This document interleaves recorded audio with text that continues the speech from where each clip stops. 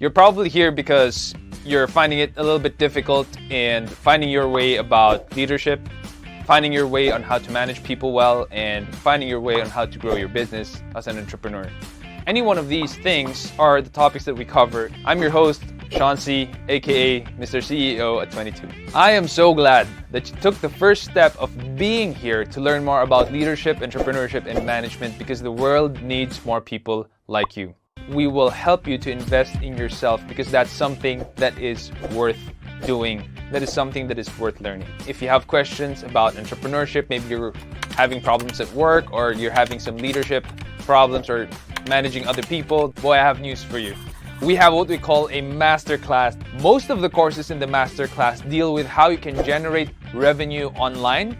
It deals with leadership, how to lead in crisis, how to break through the crisis in business, in entrepreneurship, and how you can manage other people better. Now, I always say the best kind of investment is an investment in yourself. And how much money are we charging for this masterclass? Not a lot. And if you invest in one, it's yours to keep. And if it doesn't, I'll refund you, no questions asked, full refund. So why don't you try it out? Head on over to sean.c/masterclass and check out any one of the courses if it fits any one of the questions in your head. And if you have any questions, you can just put it on the comment section and we'll get in touch with you. We want to know who you are and we want to hear from you. Until then, keep leading.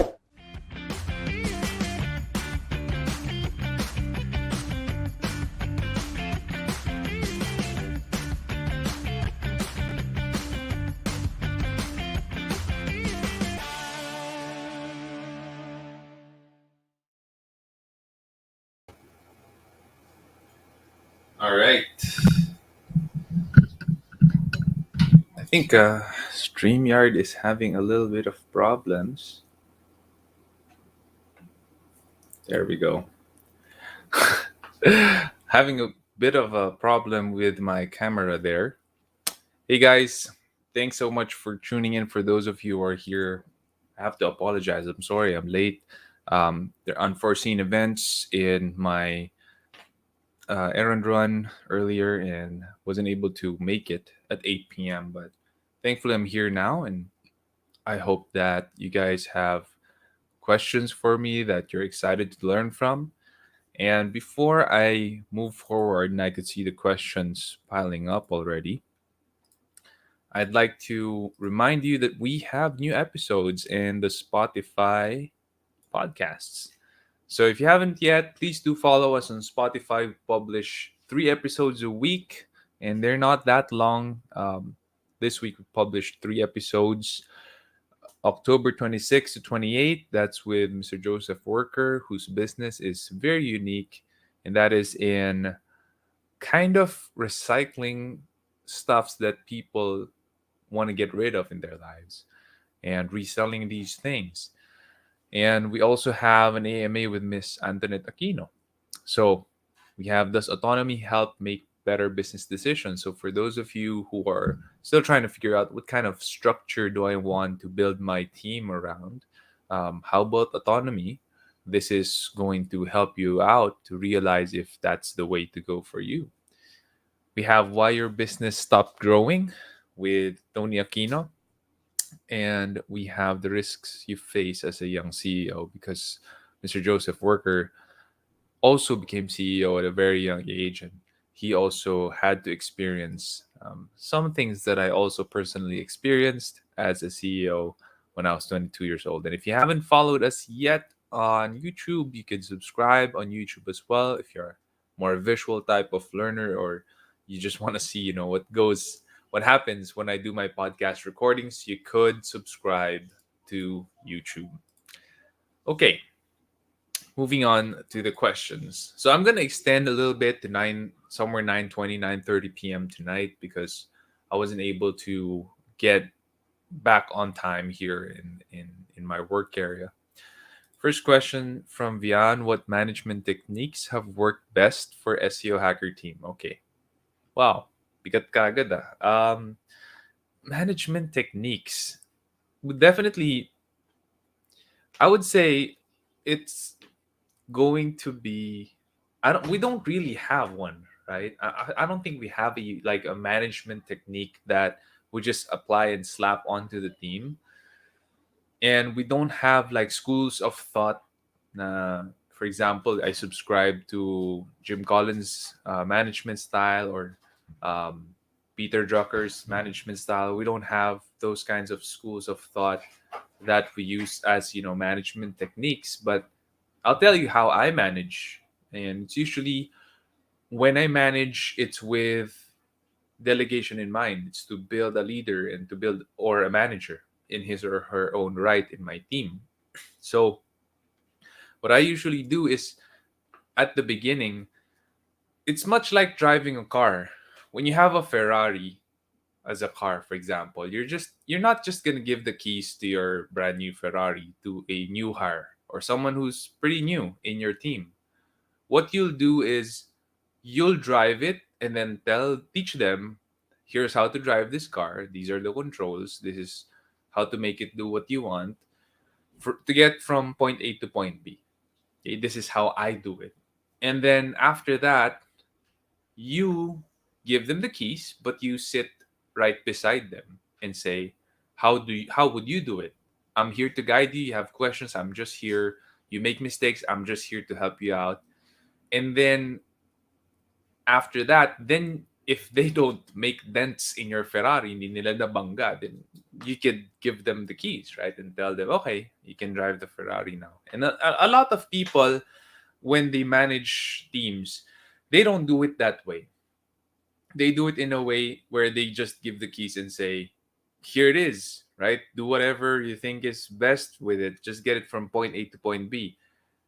Now, when that car gets to point B and sira-sira na siya, it has a lot of dents, it has a lot of cracks, and its windows are broken, then you get so frustrated with the person and say, why did you do it that way? I have to micromanage you and stuff. And that kind of delegation is irresponsible, because you just push the person, just believe that, they can fly on their own. While, it's nice to believe that way, or that much, to someone in your team, it's irresponsible for you to abdicate your responsibility like that and not teach them before you delegate responsibility to them. That's the management style that I practice, because as CEO, I can't do everything in my team.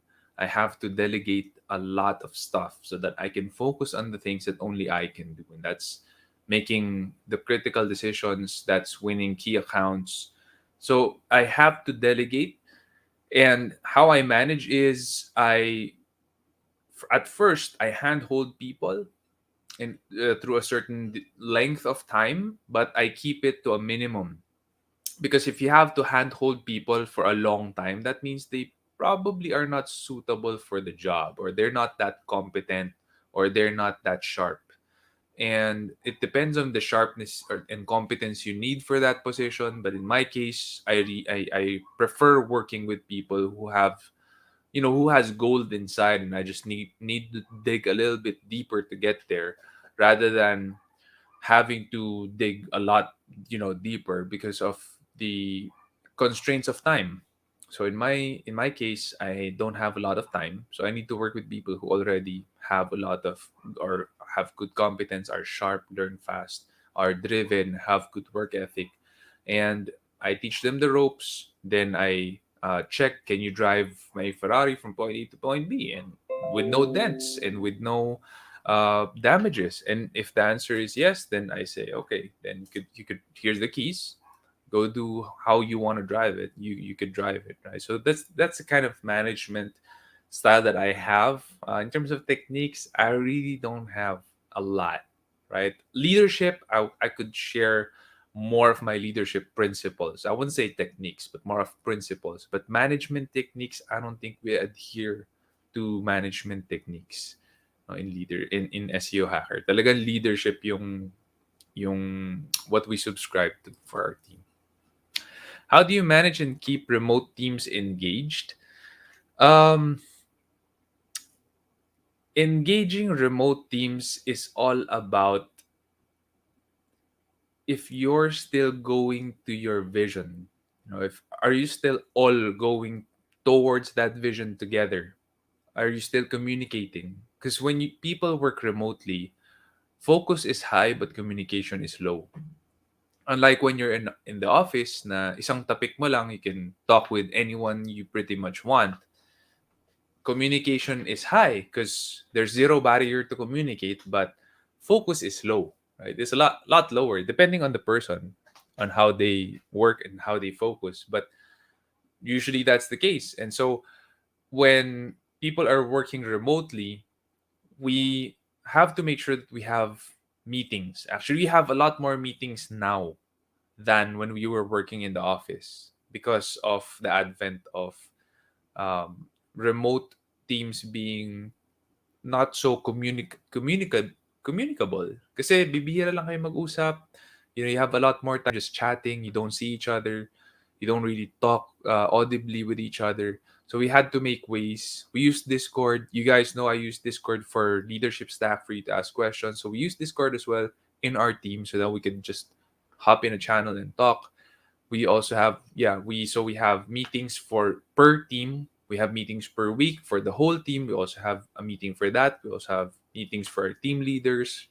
We had meetings for the execom before, and so we instituted a lot of meetings, and then we would have game nights where we would play Jackbox via Steam.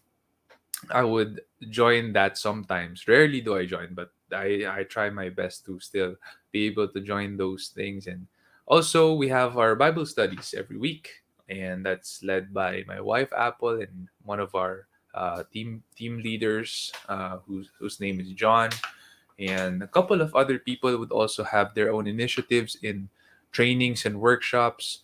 We had one with a web development team. Vic was able to lead that one. So we have these things that help bind the team together again. Just seeing each other, hearing from each other, that helps a lot. How do you maintain a long distance working relationship with your team? It's more of just asking people how they are. I mean, if even if you're in the office but you never ask someone, "Hey, how are you doing? How's your family? How do you feel about work? Are you getting along with your team?" If you don't talk with your team members, even if you're like zero distance, literally you're like both in the office in the flesh, but you don't do that, then you're not really maintaining or improving the relationship. And it doesn't matter if it's long distance or zero proximity. In my opinion, is if you don't ask how they're doing with life at home, with their family, with work, with things that matter to them, then you're not going to be able to build that relationship. So in my case, I try as much as I can to check in with my people who directly work with me. So I can't do that for everyone now because we're already growing. We're past 50, on the way to 60 people now.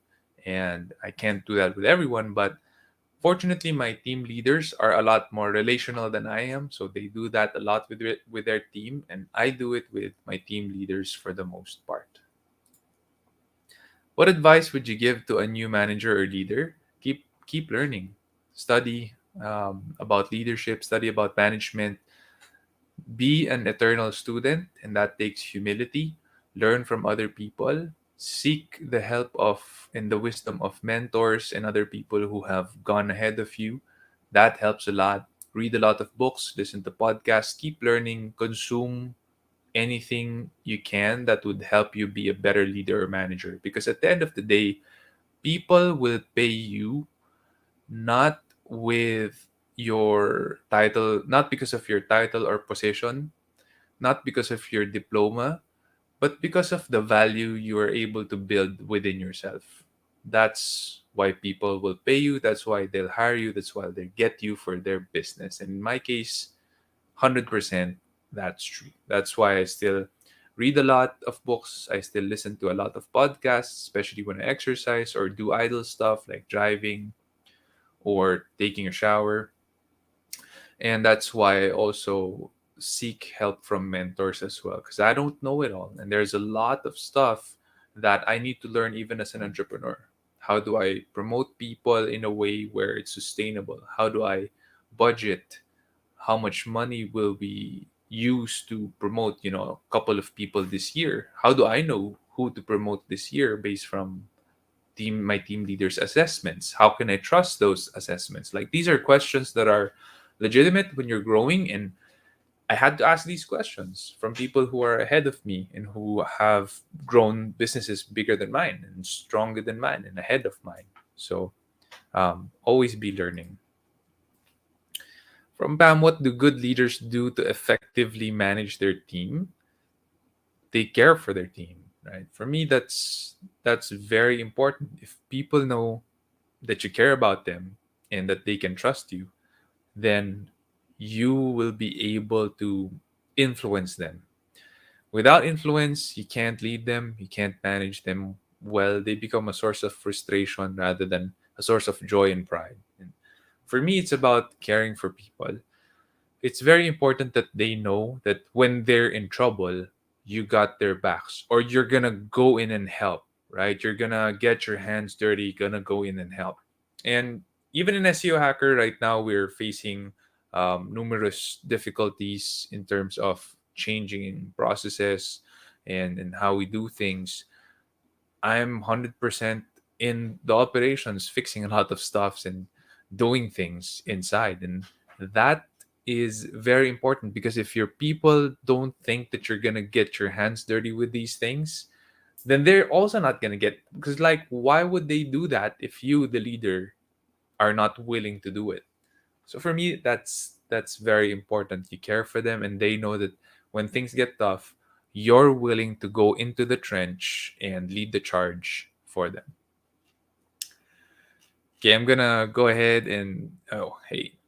All right, we got shout outs. Hey Ron, thanks for being here again. Hey Bry, do you have a team here in Cebu? No, I don't. We're all based here in BF Paranaque. No, we're not based in BF. The office is based in BF Paranaque. No one's there though, but most of my people are in Metro Manila, Cavite, Muntinlupa area. So um, the office is in the southern part of Metro Manila. So my people are also from the southern part of Metro Manila. But if you'd like to talk about it, I'm open to it. You let me know. From Ron, question: would you consider using Discord for leadership stack live shows? I hate leaving my phone open to listen in, and YouTube eats up a lot of mobile data when I'm out. I actually had Discord opened before yung audio, and I could do that again. I could just leave the audio in Discord open and you could tune into that. I could do that if you prefer doing it that way. I could see before lang that little to no one was there already. But yeah, I could just leave it open. In fact, I could do it now if you want to. If you're anyway just listening via audio, I'm leaving the Discord open. My mic's there, so you guys could hear whatever I'm saying here from Discord. There you go, Ron. From Kazu, hi Sean, when you started hiring a team for SEO Hacker, anong position yung unang hinar mo? Plan ko din kasi mag-start ng SEO business here in Japan. The first two, actually I hired two guys. This is full-time employment because I got freelancers before, like writers, link builders, and I'd pay them per article, I'd pay them per X number of links per month.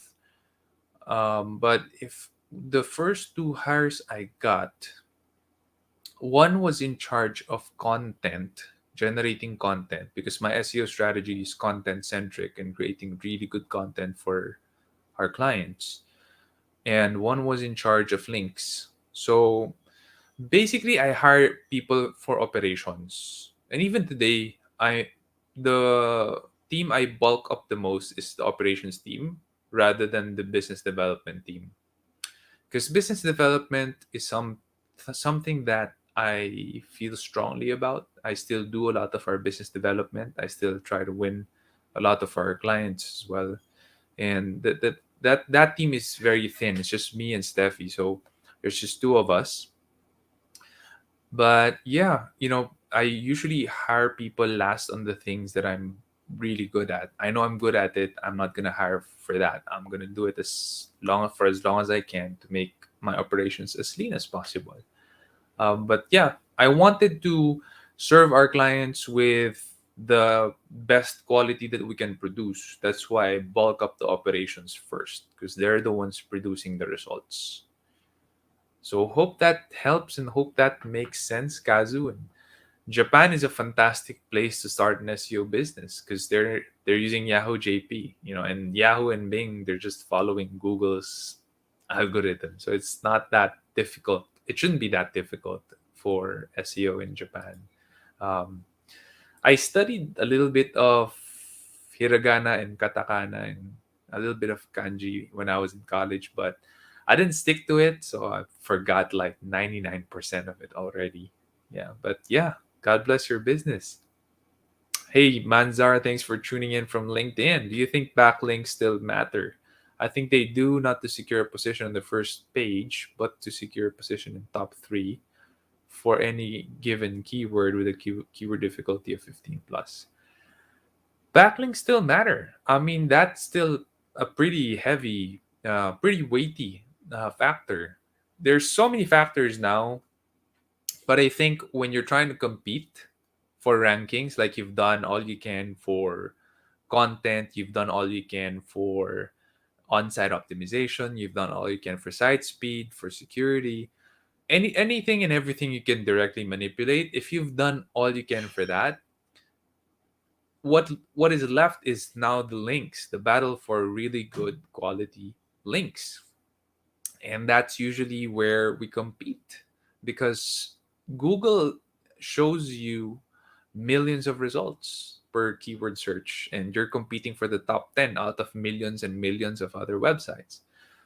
And getting really good backlinks for your web pages or your website, I think, still matters. And I don't know where you got the idea that it doesn't, but they're probably not telling you the truth because it does. So I hope that helps. Hey Vian, yeah.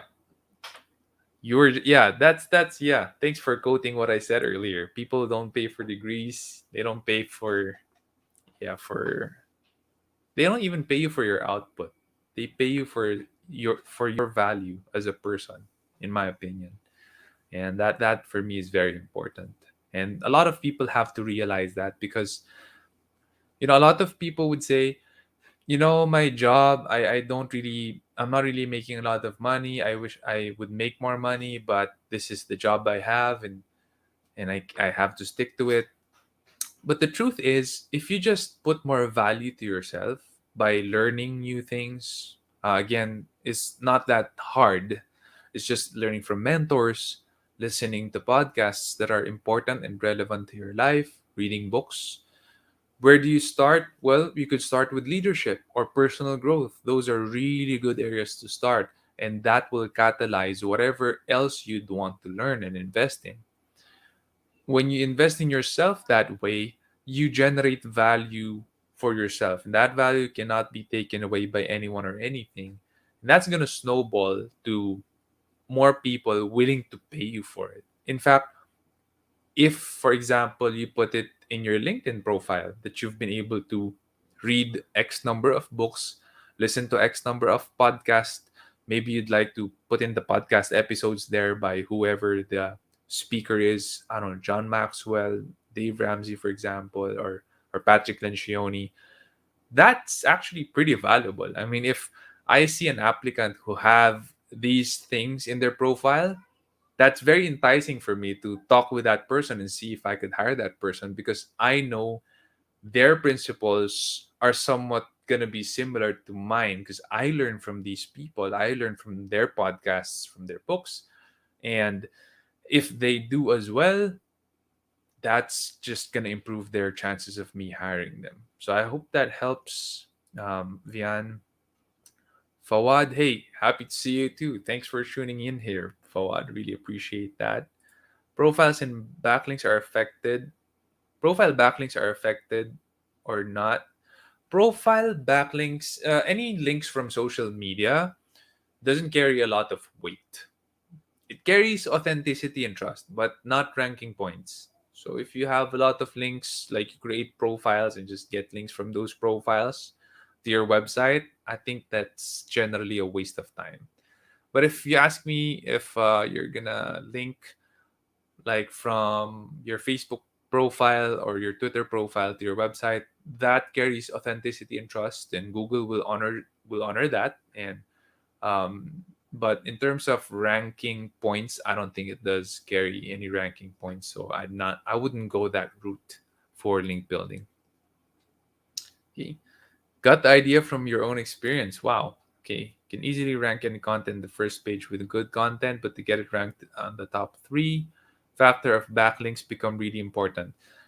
That depends on a lot of factors. I mean, if there's not much competition, sure, with a really good content, I think you could enter the first page. But if competition is tight for that keyword, even if you have the best content amongst the group, I don't think you're gonna enter the first page. You're gonna need links for sure. Humble, hungry, and smart. Yeah, so that's definitely some of the things that I look for when I'm hiring someone, for sure. Thanks for that reminder, Mitch. And now I go back to some of the questions that we have up here. Oh man, we got a lot of questions. How do leaders handle and resolve conflicts in a team? It depends on the conflict. If the conflict is big, has festered, and the two parties cannot resolve it by themselves because it gets uglier, then the leader has to mediate. The leader has to talk with both parties and say, what's your beef, what's your problem with this other person or this other party, and then talk with the other party. Try to merge two sides of the coin, try to see both sides, and then when you have finally hashed it out for yourself, ask them to now sit in the conference room, and you have to make sure you're there, and you hash it out between them. This has to take place because if you don't, that conflict that's festering will affect their clients. And you're going to lose clients just because both parties are not agreeable with each other and sort of have a sort of bad blood against each other and don't want to work well together. So, generally, if it's the conflict's grown to that level, you're going to want to mediate. But if it's a small conflict, you could just ask them to resolve it as early and as fast as possible, especially if both parties are quite mature in terms of their emotional capability. But if they're not emotionally mature, then you're still gonna want to mediate. And it's sad.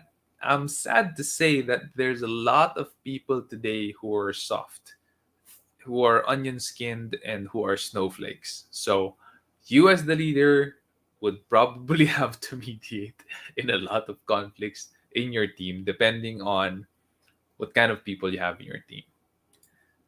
Hope that helps. As a leader, how can you monitor and develop individuals within your team that has potential?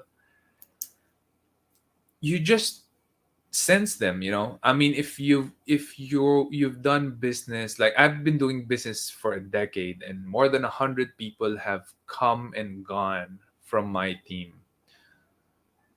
You just know like who has leadership potential. Often these are people who have good work ethic. I think that's the baseline. If they have good work ethic, they keep producing, and they keep having their own initiative to learn new things. That's a very good sign that this person has leadership potential. You know why work ethic is one of the more important signals? It's because the most difficult person to lead is yourself. The most difficult person to lead is yourself. So if you have a good work ethic, that means the person leads himself or herself well. And if that's the case, that means the person can potentially lead others well. The other thing that I try to look for is the hunger to learn and grow. If they have their own initiative to learn and grow, that's a very good sign that this is a potential leader. Because I don't need to keep checking in on this person and spoon feeding him or her stuffs that I think they should learn to grow. If they have the initiative to learn, that's going to be another good sign. The other sign that I look for is humility. And this takes time because there are people who are really good in hiding it.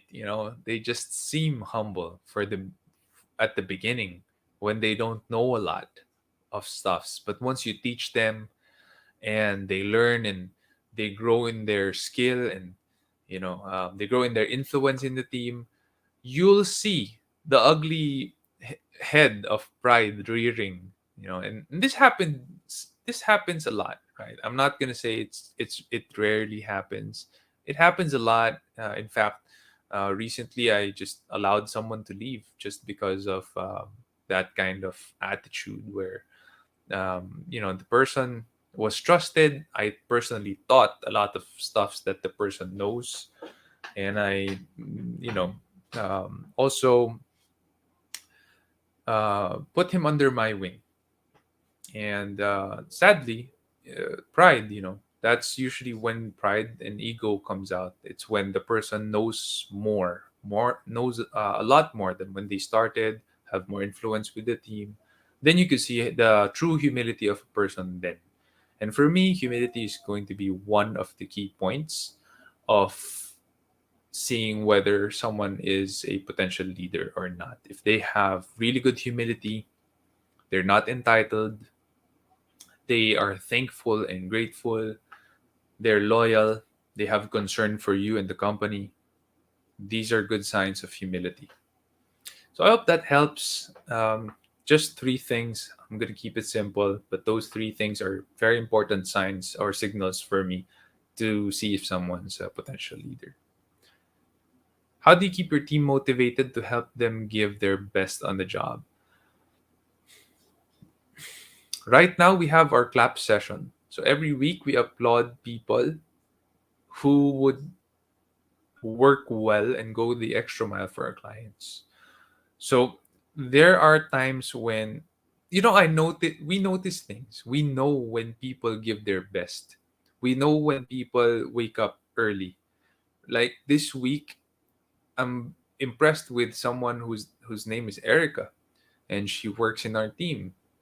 She's one of our specialists, and she woke up at somewhere 6 something a.m. and time in is at 9 a.m. So I noticed that, and I told her that it's impressive, and I'm impressed, and I appreciate her doing that.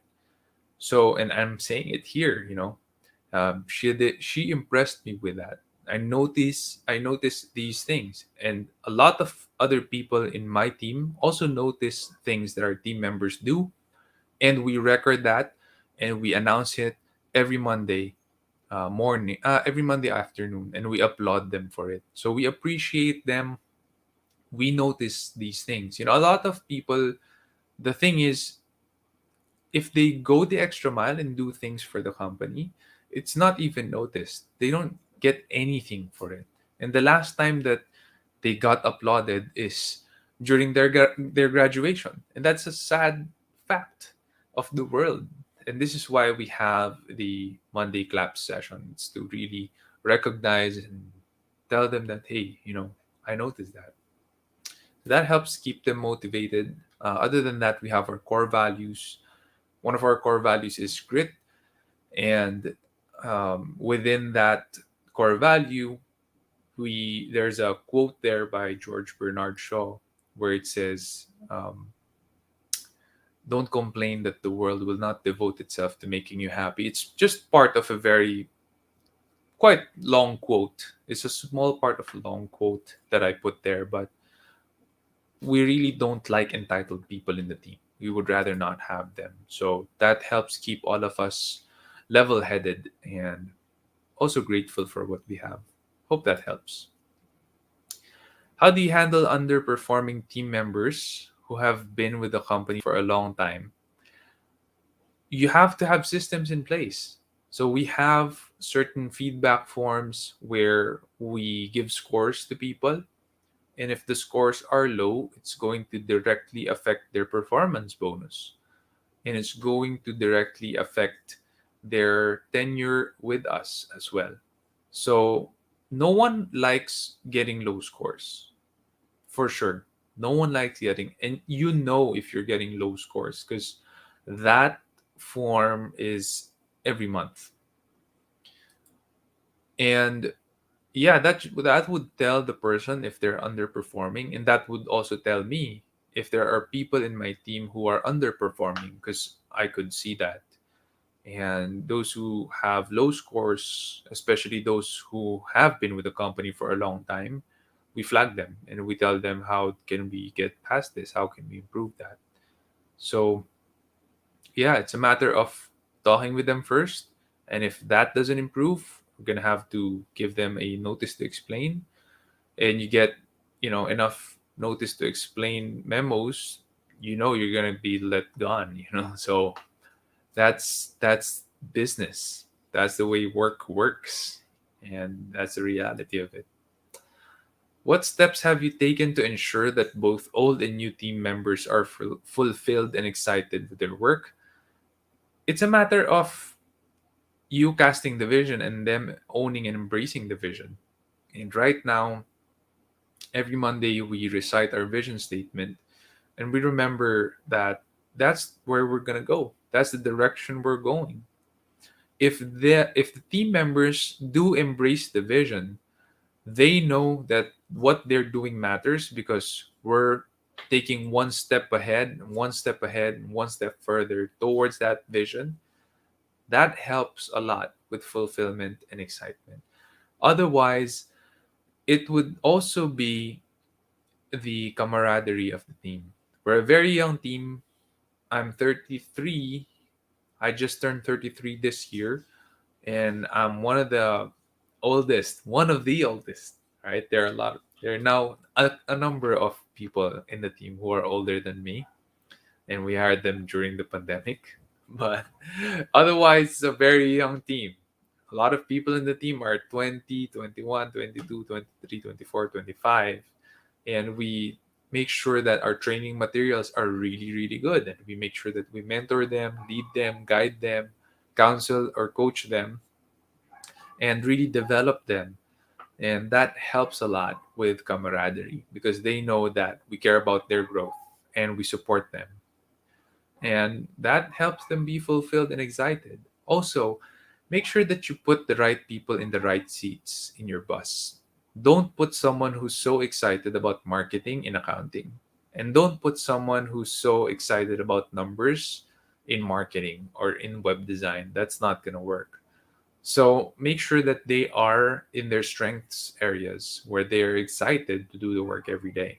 That helps a lot. How do you help team members stay motivated, especially when the business is undergoing challenges?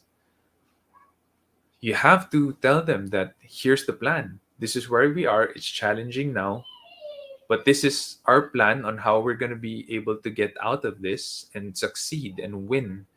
If they don't see a plan and you're also in the dark, and especially this is especially so if, for example, you lose a lot of your patience, you're always angry, you're always hot-headed, and all you do is just lash out at them without doing without doing anything helpful or useful, without making more solutions, changing processes for the better. You're just lashing out. That's very demotivating.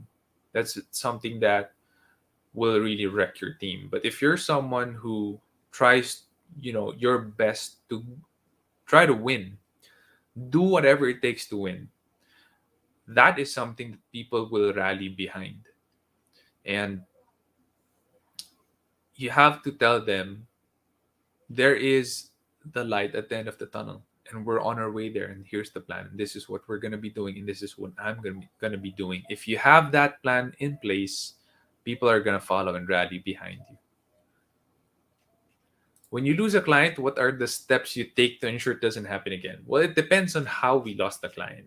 There are some clients, tinopak lang talaga,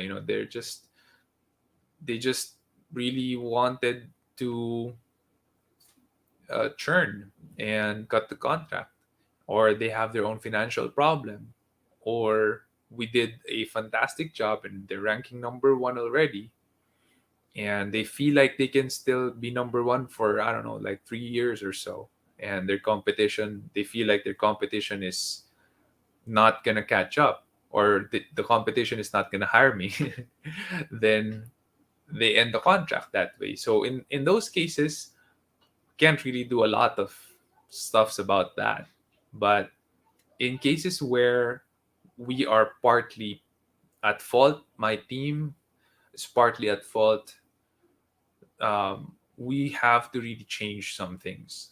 Like if there are clients that feel like we're too slow, then we have to make sure that we move fast for that client. We squeeze timelines. We are able to develop their projects a lot faster, a lot better. We update them every day. We make sure that they get our messages. We make sure to call them and ask them, hey, how are you doing? What do you think about the latest website, for example, that we were able to build for your web page? Or what do you think about the latest article? Or what do you think about our rankings now in the top 5? Like these are very important things for clients. And we have to make sure that we communicate these things and we do these things to ensure that we don't lose any more clients. That is very important. Now, I hope that helps. And before I move on to the next question, I want you to know that we are going to have a giveaway. And next week is when we're going to actually allow you to win entries in that raffle. So, what are we raffling off? It's the leadership stack shirts. So, this is one shirt. I'm actually wearing one right now. And what it says is motion before emotion, inspiration comes after you act. And I subscribe to this. It is a principle that I personally live by. For me, inspiration comes after you act. Don't wait for inspiration to happen, because if it doesn't happen, then you're unproductive. You've been able to do nothing, right? So first act, push the wheel. Once the wheel has turned a little bit, then it's gonna create steam on its own, and inspiration will come after. Yeah, that's something that I truly believe in, and we made it into a shirt. I have 7 or 9 more of these different stuffs written on it. We're giving these away, different shirts, different statements, branded leadership stack. And I'm not sure how much we're selling it for in Lazada or Shopee, but I didn't really. What I chose are the most expensive materials actually for the shirt, because I really believe in high quality in terms of branding. And yeah, so we're opening the raffle next week. I'm gonna tell you guys the link to join, and we're giving one away every 2 weeks. I think we're giving one away every 2 weeks. So if you're subscribed to the YouTube channel, you have hit the notification button, you share our stuff, you're gonna get a lot more points in the raffle for sure. Okay, how are yours? How does your strengths add up to your leadership? When you say strengths, for me, these are things that you do, like it's second nature to you, right? You're just able to do them and you enjoy doing them. It gives you energy when you do them. So for me, doing this, for example, helping other people, adding value to people who also want to learn about leadership, this is a strength of mine. I'm not drained when I do this. I love speaking on stage. That's my strength. I love helping people. I love teaching people. This what I'm doing now is my strength. And how does that add up to my leadership is I need to keep on learning and growing, because I would like to give you valuable, sensible, and practical answers. And for me to be able to do that, I have to make sure that I also know a lot and actually practice them, because I'm a man of integrity. If I don't do it, I'm not going to teach it. So that's just one example. Another example is one of my strengths is in writing. And a lot of the communications that we've done in the onboarding process, for example, of a new team member, a lot of the stuffs that they read there, I personally wrote them.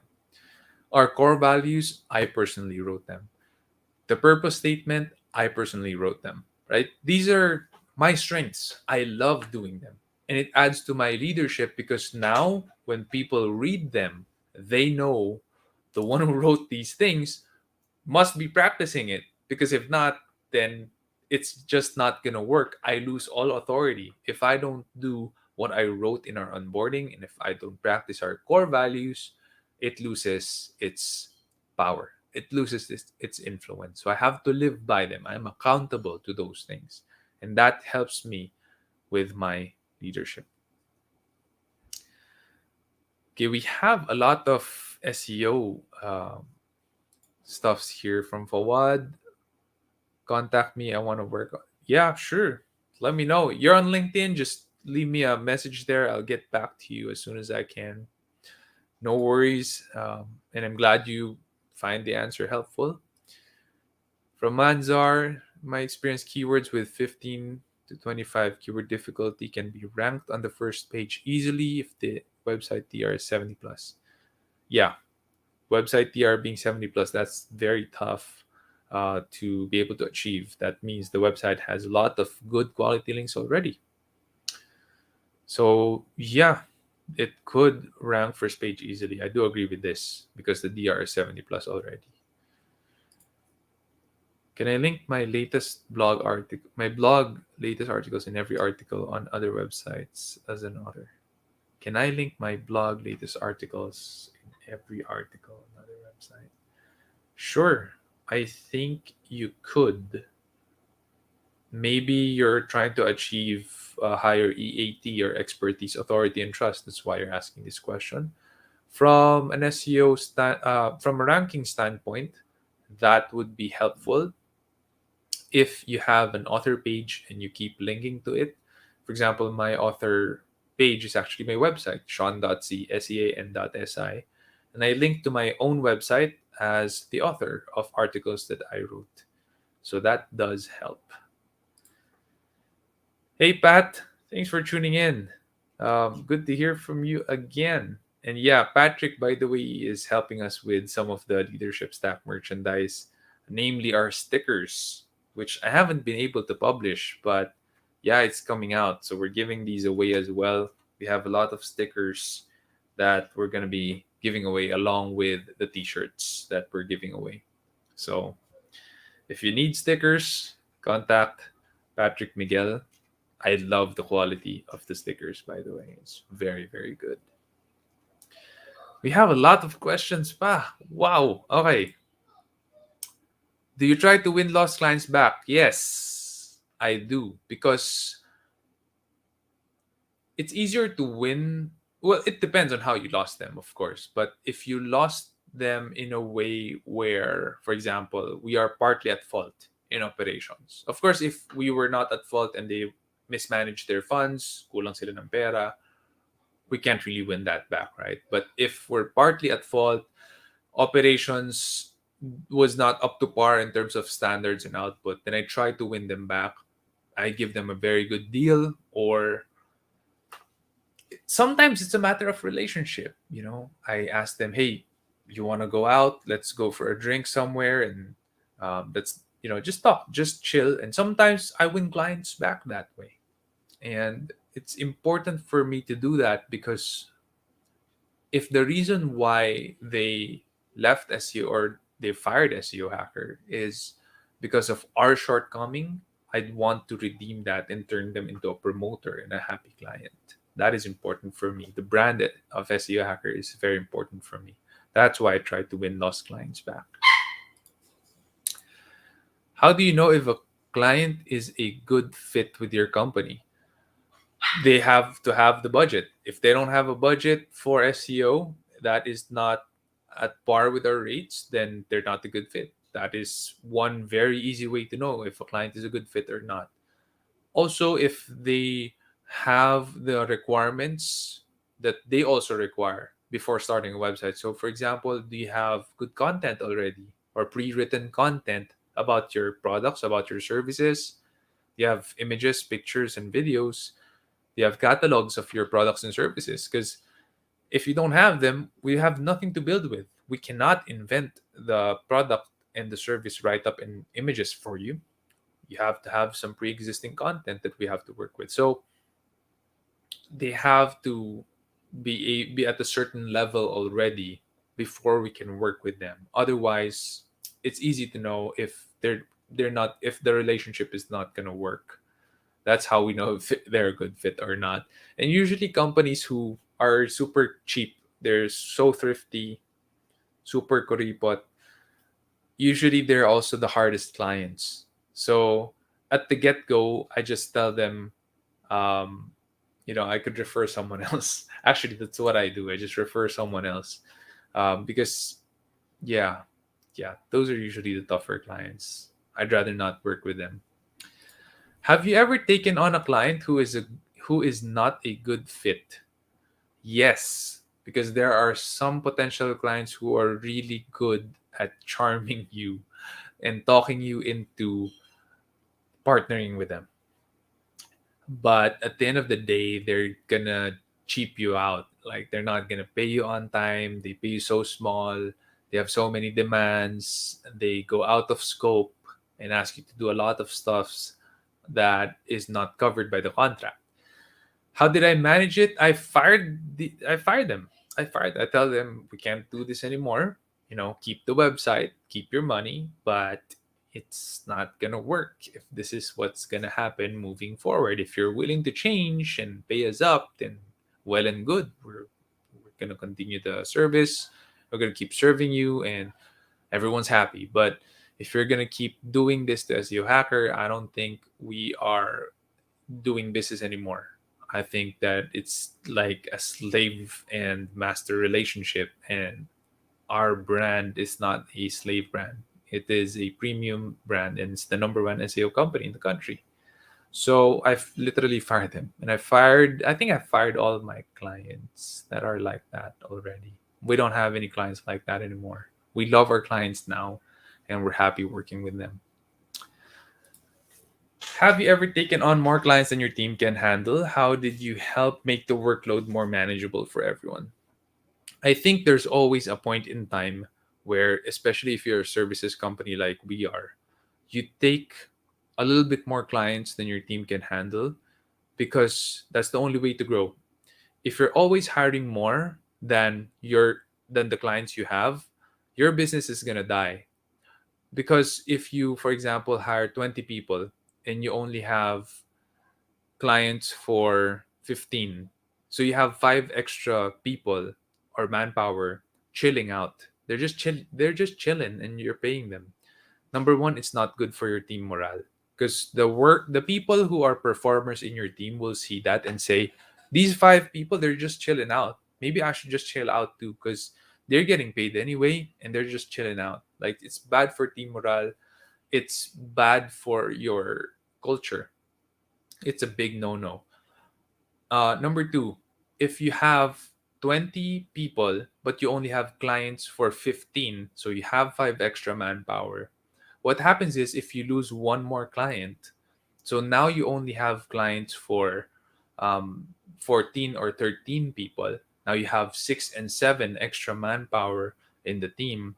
What happens is, potentially, you're already bleeding. The business is not making money anymore. So you're gonna fire someone, and firing someone just because you're not making money anymore is extremely bad for morale, because now people are gonna panic and they're gonna wonder who's next. Just because the leaders of the company can't make more money, can't generate more revenue, can't get more clients, my job is now on the line. That's very bad for morale. So I would always rather have more clients than people.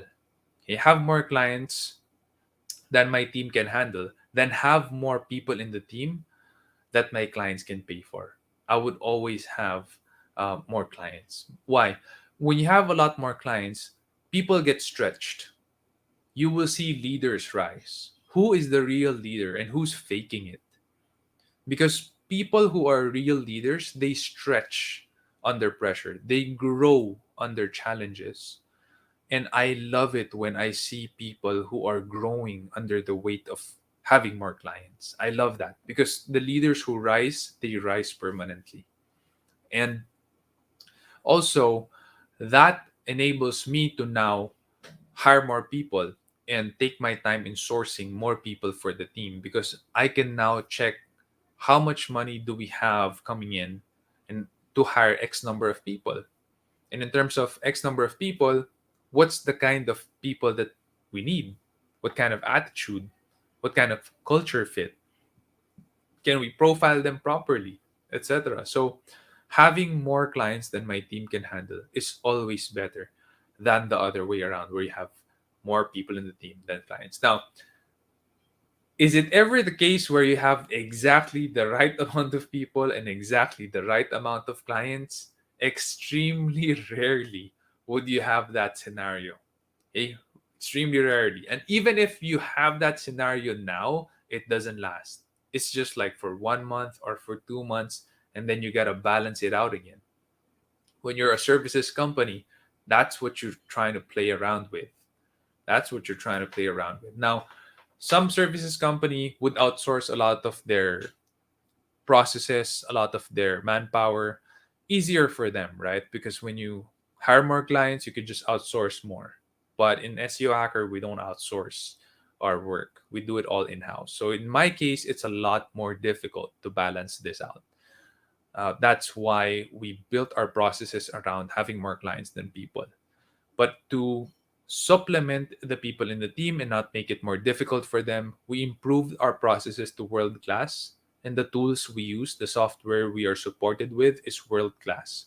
So when there's more clients than the team, it doesn't feel that way for a lot of people in the team. That's because of the support, the equipment, the empowering is world class in SEO Hacker, which allows me as a business owner also to save up more of the revenue we generate, for me to invest in people, for me to invest in our next batch of hires, for me to invest in more tools and software that are predictable, don't take breaks and vacations, don't get sick.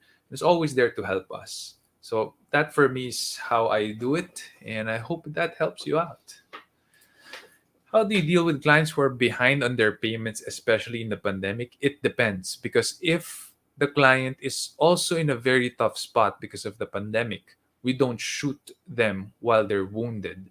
We actually tell them that we understand and we're partnering with them. And if there's anything we can do to help them, we would do it, and we do it. So we do help them out. That for them spells loyalty on our end. And guess what? After the pandemic, these are surely going to be the clients who will stick with us long term. But if they're just being cheap and they're just not paying up, it's just about following up on them and sending demand letters. I mean, I have to do what I have to do, right? You got to do what you got to do for you to also be able to eat and survive. And that is really just following up on them in their payments and or sending demand letters. And of course, you have to also stop the work that you're doing for them. Just like how PLDT will cut your internet if you're not paying, or your landline when you're not paying, and how Meralco will cut your electricity when you're not paying. We also cut our services when they're not paying. That's something we could do. Okay, we have questions from last week, but it's already quite full. Hey, Patrick Miguel, are you selling the stickers on Shopee or Lazada, or do you have a store elsewhere? There you go, Patrick. You already have an inquiry. All right. Doing business on Leadership Stack. What are some skills? These are questions from last week, right? Last week. So there's a lot. I'm just going to choose some. What are some skills you wish you learned sooner? Hmm. Um, some skills I wish I learned sooner. I'm not sure. I don't think I'm very skillful in a lot of things. Yeah, I don't think I am. I just know I'm good at tinkering with technology, writing, speaking, teaching. I'm not so skilled, as a human being. I'm not like good at drawing and a lot of other things. I'm not so skilled, so I'm not sure. I'm not sure how to answer this question. Maybe I'm just having a roadblock in my head right now. Sorry for that, Bian. What's your overall philosophy for leading an organization?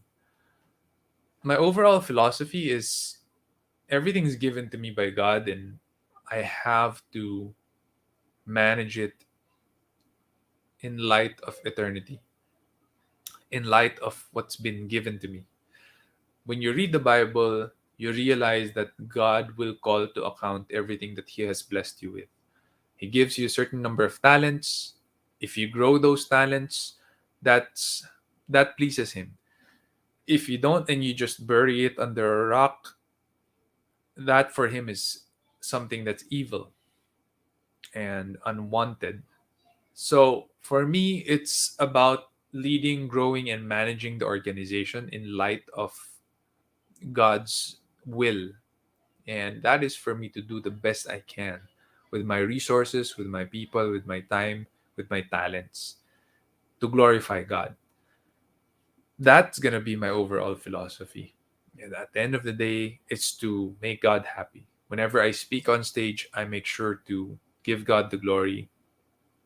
The Leadership Stack podcast, the reason I started that is because I want more leaders to to rise up, not just here in our country, but everywhere in the world, but most especially here in the Philippines. Most of our listeners are here in the Philippines, and God knows we need more leaders, true leaders, right? Especially in the government, we need more true leaders who are self-sacrificial, who serve others, and yeah, we've seen some. Right now, we have Vico Soto, and I've known him in Victory when I was a youth because he also attends Victory before, and he's a great guy, and I love what he's doing now in the government. So it's all about God's glory, and this podcast is all about God's glory because the best leader is Christ Himself when He walked this earth, and I learn from Him every day. I read the Bible every day, and everything I do is all about glorifying God. I'm not perfect. There are times I make mistakes, and there are times people see the mistakes I made, and I'm not happy about that. I'm sad about that. But I try my best also to learn from these mistakes so that when people see the things that I do, they will praise God instead. Hope that helps. Hi, Sean. How do you motivate yourself? What are the hacks for morning and night routines? Healthy breakfast, exercise. My breakfast is very weird. I drink 2 cloves of garlic, chug it down with water, take my probiotics, which is in the form of kombucha, kimchi, or yogurt, fresh culture, and then I drink my vegetable juice. That's my breakfast. I don't eat rice in the morning. I don't eat carbs in the morning. And that's for having a healthy feeling in the morning and then exercising. That helps me to get my endorphins up. And then I pray. I thank God for the things He's blessed me with because up till today, I can't believe that I am very blessed and I have what I have and I am who I am. Because there's a lot of days when I've been kicked out of the house and I would go from house to house just trying to live for the day, just eating skyflakes, breakfast, lunch, and dinner. I was that guy. And yeah, so I'm grateful and thankful for everything I have. If God takes me home today, I'm happy. If that's the case, I'm happy, I'm content. I can't be happier. That's the reality. And I think it's hard to have hacks and motivation coming from external sources. Motivation and true happiness really comes from within. If you're grateful, if you're thankful, you take care of yourself, you're gonna have um, you're actually gonna have a very fulfilled and motivated life. I hope that helps. I'm gonna stop there. I have more questions to go for, but we've run out of time. Actually, we're over time now. I said we started 8:20. It's 9:25 now. It's a little over an hour. I hope this episode has brought value to you, has helped you out, and if it did, please do help us by subscribing in YouTube and follow us on Spotify and share this episode to your friends, to your family. You can share it on Facebook, on Twitter, Instagram, wherever you'd want to share it. If this was helpful to you, maybe it would help them too. Thank you so much, everyone. Again, Leadership Stack is on every Thursday night at 8 p.m. And I hope to see you next week. Take care and God bless.